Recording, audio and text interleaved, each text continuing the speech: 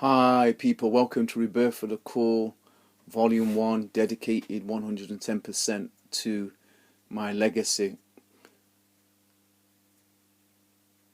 I'm Blue, and I want to give you insight into my project. This is the longest project I ever did, the longest project I've designed, I've developed from 1986. In 1986, a film called Absolute Beginners came, and what happened, 1986, Manchester's heyday, the north of England's heyday of UK jazz dance, tagged UK club jazz dancing, old school jazz dancing. Basically, the UK underground jazz dance movement in Manchester had its heyday basically in 1986. It died and was killed off by a film called Absolute Beginners that killed off our major key dancers, which were Jazz Defectors, IDJ, and a group called Jazz 5 from Birmingham. Have you got that? The north of England had a prolific scene, and mainly everything in regards to creativity and different movements taking place, different cultures was coming from Manchester and the north of England. The leading experimental club for music was happening in a club called Berlin. Berlin was based in the city centre, and basically within the heart of the African diaspora homes, we had our own amazing movement, very avant-garde movement, and we took that into the city. And the last club we took it to was Berlin, which is a culmination of all the clubs that had been before. Do you understand? It was an organization. It was an organization. What happened was people from different groups and organizations used to meet there. Yeah, it was our meeting place, a networking place of where the creative cultural leaders within the city, they all went to their musicians, dancers, fashion designers, hair designers, people into electronics, computers, aviation. Put it this way, it was the most progressive and forward-thinking place to be, and those who were into vintage clothes, which I was from a very young age, all went to this club. Do you understand? And basically, I've been part of all the different types of clubs we've had in the UK to do with UK jazz dance. Particularly in the north of England, I have been part of it. I've been part of that culture, or creating that culture within groups, within partnerships, and as a person flying solo. That's why you see the picture at the front. Okay, so basically says my project, Rebirth for the Cool, talks about Blue UK jazz dance, flying solo with a new jazzitude, because that's where I am now in my life. No one's dancing UK jazz dance no more. The art form is being killed off, and part of my work is to bring rethinking. Part of my work to talk about real talk. Part of my work is to get people involved in understanding that we need to reclaim our legacy, because UK jazz dance was a culture that influenced the world, and particularly the fashion influenced the world fashion. Particularly the fashion influenced popular culture in general. Yeah, we wore vintage clothes in the 70s, 80s. By 1990, vintage clothes, vintage culture had become now the mainstream. Do you know what I'm saying? And it was a watered down version. But it was important that we were played a great part. But we're not only us played a great part, our parents played a great part, and West Indians in general in Britain, alongside Africans, alongside Asians, influenced vintage becoming popular in 1990. Have you got that? I want to just turn to the back so people get an understanding of what I'm going to be sharing with individuals in regards to my legacy. And it's simply photographs is the most important thing, because photographs basically are the longest record that we have of our fashion. And one of the key things has been over the years that has been disheartening. I've done a number of talks on don't judge a book by its cover. Why would I create a book and don't judge a book by its cover? Because I wore vintage clothes. People have assumed it was just costume, it was a trend, not realizing vintage is part of my family, vintage is part of my culture. I was born in 1964. My parents' fashion was not about trend, it was about symbolism. It was about respect, integrity, service, and excellence. It was important to put the best foot forward. The best foot forward you can put for any culture is first by how you dress, your deportment, your hair, boom, the dress that you wear. So when people were speaking to me, what happened, I had people basically identifying my art form and the way I dressed as a fad, insignificant, pretentious, because people identified people who wear vintage clothes as pretentious. I said it's important to understand where people get their clothes from, because I was wearing my father's clothes. So you need to really clearly understand.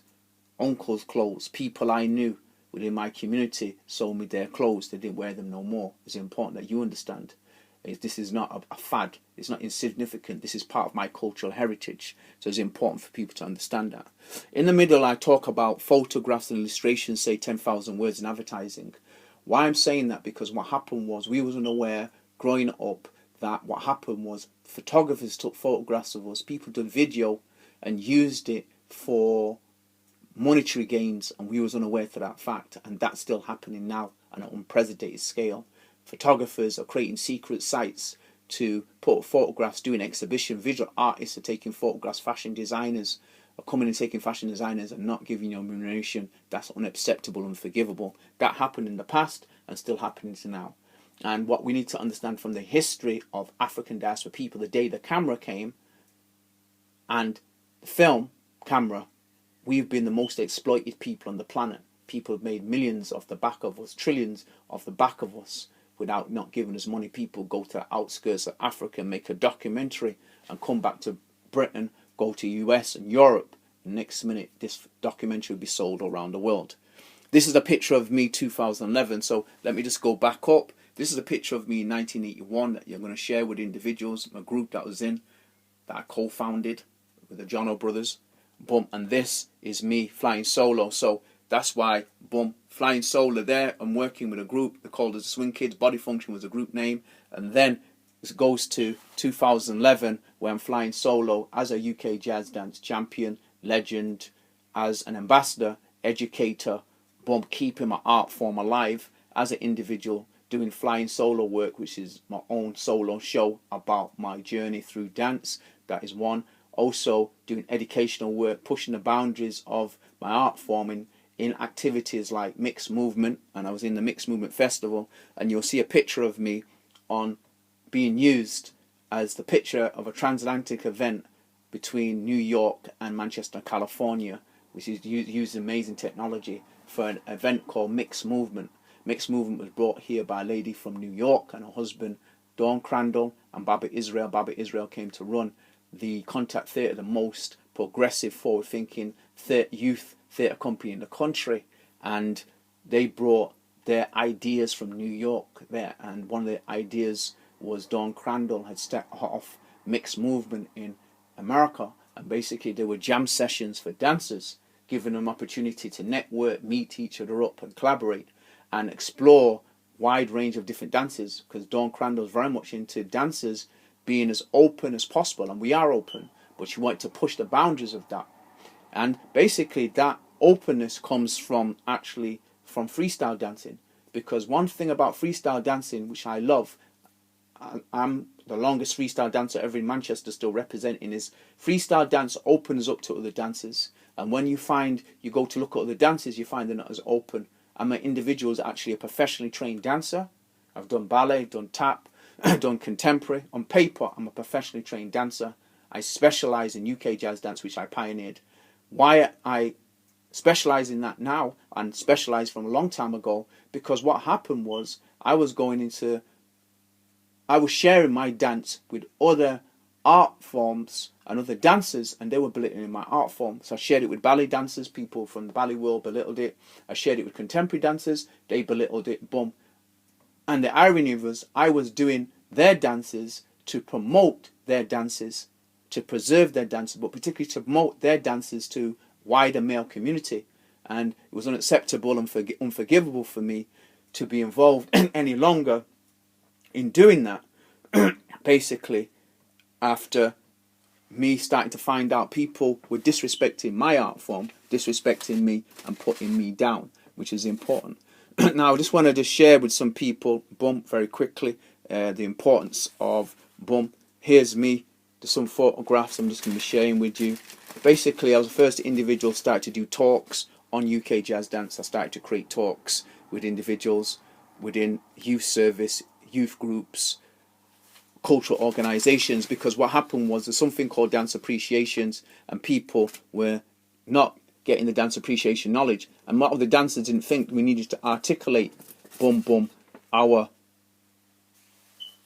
knowledge on it, but we did, because people didn't understand it. So it's important for that. So that's me giving a demonstration with another dancer called Godfrey from Tiny G, and basically we're giving a demonstration, and they're two different styles. Me and him is working together, working on a piece. This is us, photographs I'm just sharing with you as an individual.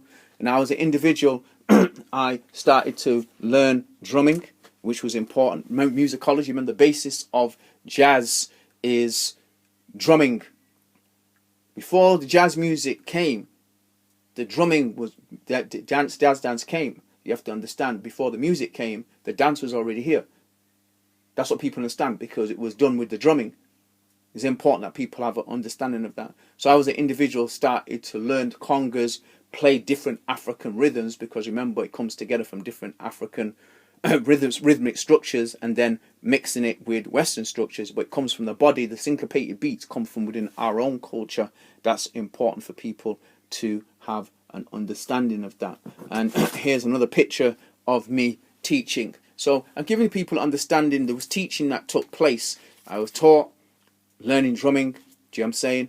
Boom, doing demonstrations. And the irony of the whole situation, all that, then how I started doing that, basically no one taught me to do that. I did it myself. And that started in an amazing way, people, from 8 years old. That's part of my legacy. I've been teaching, demonstrating, doing master classes from the age of 8 years old. Is people need to understand that. Now what happens, people understand hip hop is part of jazz. It came from jazz. So here's me, a picture of me. Boom, I'm teaching Asian girls. This is a really, really good picture. I'm teaching Asian girls, which is an amazing situation, how that arose. People really need to understand in regards to that. I was an individual abroad in the culture of hip-hop and where it went, etc., which is important. Now I was an individual that was the first individuals to start to tell people about, guess what? The art, our arts is influenced by architecture, is influenced by art. So remember, hip-hop culture had art, it had rap, it had b-boying, it had body popping, it had a wide genre of activities within the culture. Have you got that? So as an individual, I started to learn hip-hop myself. As an individual, I started to go out and start to take photographs of the area where I lived. I tried to identify to people that, guess what? Dance is a PhD subject. It's a master's, is a degree. What happens is you need to understand what influences your dance is the pace of your city, who's in your city, economics in your city, where you do the dance, etc., etc. So as an individual that had started to go out and started to share with individuals, boom. Now, one of the key things, as I said, art was very important. I started to do work with a woman called Anna Agre. Anna Agre, here's a photograph of her. Boom. She had a PhD in textile. She's from Ghana. And she brought a authentic loom to a museum and showed people how to work. What I did within that, I, as an individual, started to teach drumming within that. Because what happened, the rhythms were weaved. So this is some of the, oh, let me get that. Can I get that? Hold on, people. Good. This is a photograph of young people. Can you see it? They're involved in doing weaving. And you see the back? They've got kente cloth. Kente cloth goes back thousands and thousands of years. People need to have an understanding of that. And this is the picture. Mummy giving you an insight into do with art. Remember, I just showed you pictures of hip-hop. So you understand the connection, how the hip-hop artists started to engage in art. This is textiles. Do you understand? And you see them looking at, this was the cloth that we had long time ago before Europeans created their weaving. We already had weaving already. And this is Anna Agrave. She's showing in the traditional way, the authentic way that weaving was done. Boom, boom, boom. Yeah. This is me. These are some kids, and I'm teaching them drumming. Yeah. The relationship, me and her worked together. Boom. And what the young people, what was good, they were getting taught to appreciate African culture, African drumming. Okay. boom, here they are doing some work. So you see them doing some writing work. Do you understand? So what happens is there's dance appreciation, there's appreciation knowledge that's given. And what happened is my legacy, I'm the first dancer to really invest time in learning it and going back into education to develop an educational program, one that's never been happened before, an alternative program for individuals that's never been seen before. Do you understand? You're giving people an insight. This is our culture. This is our textiles. Long time before we met Europeans, we were making cloth. Look at the colours. We had our own system of weaving cloth, which has not been acknowledged. The importance of UK jazz dance is that UK jazz dance had its own fashion. That fashion we drew upon was vintage. We looked it back into jazz, particularly the 1900s. We didn't go back. I went back into the 1800s, but we didn't wear 1800 garments. Do you understand? But I did start to engage and start to develop plays around vintage clothing. And that vintage clothing was me being involved with a gentleman called Brian Morgan from One Step Theatre Company. He created vintage plays. I was involved in it because he knew I had an interest in the history of vintage clothes, and he did plays around events, key events that happened in 1950. 1950, what we had was, 1945, we had a Pan-African Congress movement in Manchester, the best Pan-African Congress movement event ever in the history of the movement. The reason, because Manchester was a draw to a magnet to anybody wanting to do social reform. Basically the major student population here, but that was the best one ever attended. From there, you start to see the end of colonialization start to break down from the 50s, 51, 52, 53, 54. Boom, you start to see the colonialization break down, which is very, very important. And boom, and this was part of a play, and I'll get that, boom. This is some of the individuals involved in that play, in the Pan-African play that I was involved in myself. It's important. Boom, here's a beautiful picture, actually. Let me just go back. Here's a picture of me showing you my involvement with Kente cloth, my involvement with individuals, so you have an understanding of my involvement in the arts and how that involvement develops through working with individuals. Now here's a beautiful, I was looking for a photograph and I found it. This is me playing a vintage role. I'm playing an 18th century character called John Coffey, yeah, and I'm dressed in the clothes. Can you see that? It's important for people to have an understanding that I was involved in vintage plays as an actor under One Step Theatre, and also doing my own solo work throughout the country. And so here's some pictures of the actors I was involved with. Can you see the garments? The war just finished in 1945 when the Pan-African Congress movement conference took place in Manchester. Like I said, the best one. And these are some of the characters, people that worked with me, that are involved in that play. Anyway, Blue UK Jazz Dance, just giving you insight into my project. As I said, boom, we were called the Swing Kids. Basically, Body Function, co-founded by the Jono brothers, me and my brother Goldie. And Goldie was an amazing individual. He was very much into fashion, into jazzy fashion. I just want to give you a photograph of him and my brother. There he is, my brother. Can you see him? He is here. And you see the clothes he's wearing? My brother was a bouncer, and he was a head bouncer. He enabled a lot of African diaspora individuals to get into the world of bouncing, which was exclusively at that time mainly a lot of Western privilege were allowed to be the bouncers on the doors. People really need to understand it in Manchester. My brother changed that. And how he changed that, because he was a promoter himself. I was his co-pilot. And then people started to see that he was good at what he was doing, and they called him in to be a manager of security for many different events. And what he did, he started to introduce people to the world of bouncing. Have you got that? Boom. Before I go, I'm going to give people an insight. What happened was within the world of jazz, everything started to change because spiritual jazz came in, people. That's right. Spiritual jazz came in. And it's important for people to understand that spiritual jazz with John Coltrane, Alice Coltrane, had a major influence on us and me as a dancer. It's important that people understand that. And what happened then, we were dressing in a wide genre of dress. Yeah, because remember, spiritual jazz was the last where people started to get the dashiki. Go and look at Pharaoh Sanders. Go and look at Sun Ra. Sun Ra had his own cosmic clothes that he wore.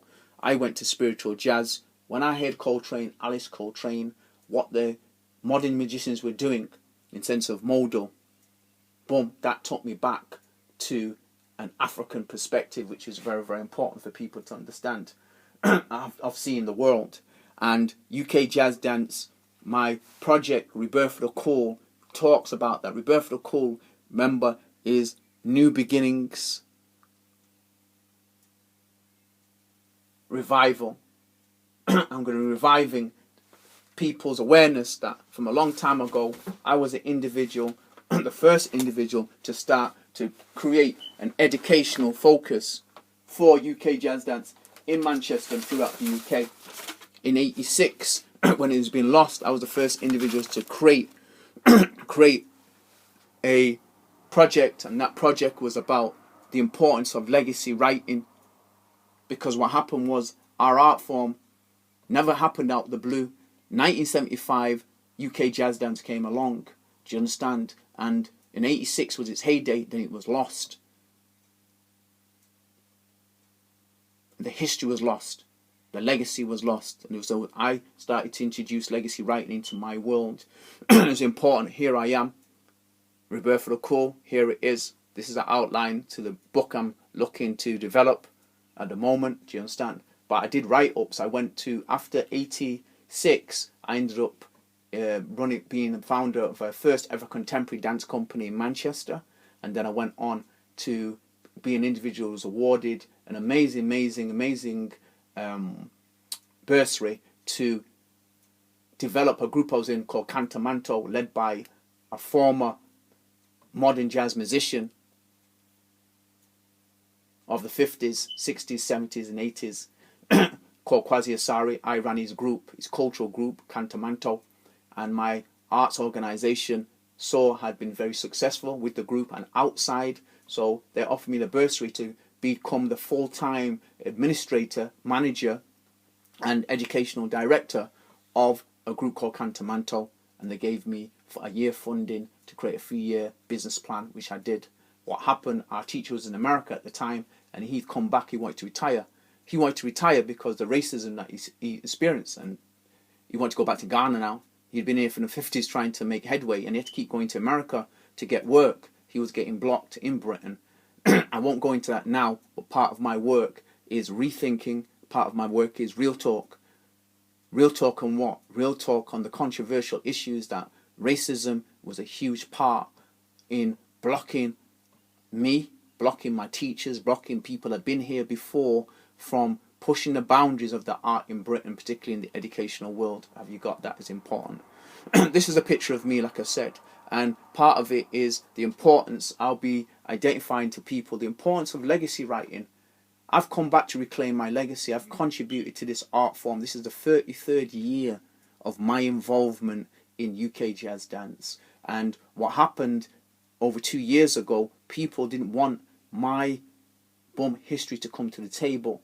2009, a key book was written on UK Jazz Dance. It didn't write respectfully on my city, Manchester, or the north of England. I was already writing my own, as I said, doing my own legacy writing for my own business, which was basically a business that basically is about dance appreciation, alternative dance appreciation, where there has to be better articulation. I'm not only writing my legacy, I'm writing my history, talk about my heritage, the culture, the background, talking about research, because this art form is more than dance. It had a role and responsibility to African Caribbeans, no other culture. It came for our rites of passage.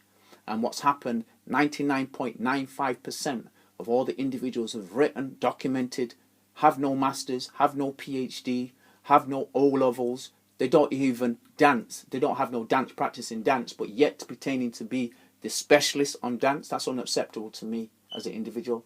I'm a person who's academic studies in dance. I'm an individual who studied under the leading teachers in the world in dance. To understand dance and to articulate dance is a PhD subject. Dance doesn't happen out of the blue. It's influenced by social, physical, intellectual, cultural, emotional, spiritual activities, political, economic, technological, environmental, legal activities, by business. And what's important is I'm the first individual coming with my own program, coming with my own exhibition, coming with my own production for a reason, because I need to share my story through an inclusive way so it's better understood. Because what happened, if you just have a talking shop, some people are not into the talking shop. That's what I realized. I dislike going to conferences and symposiums. I dislike it because what happens is just a talking shop. And what I'm coming back with is an alternative new education where you engage in the art form. You start to understand. Guess what? Blue was involved in fashion, beauty, hair.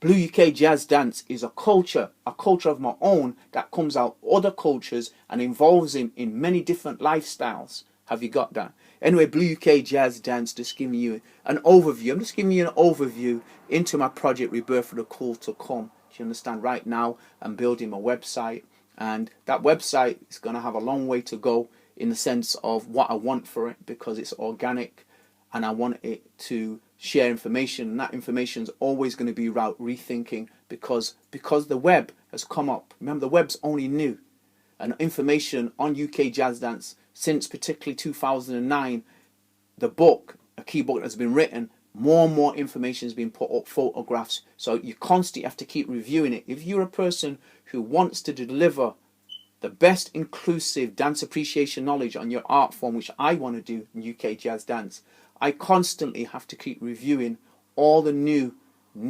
material that comes up. There's been new books that come up with a bit of information here, there, and everywhere.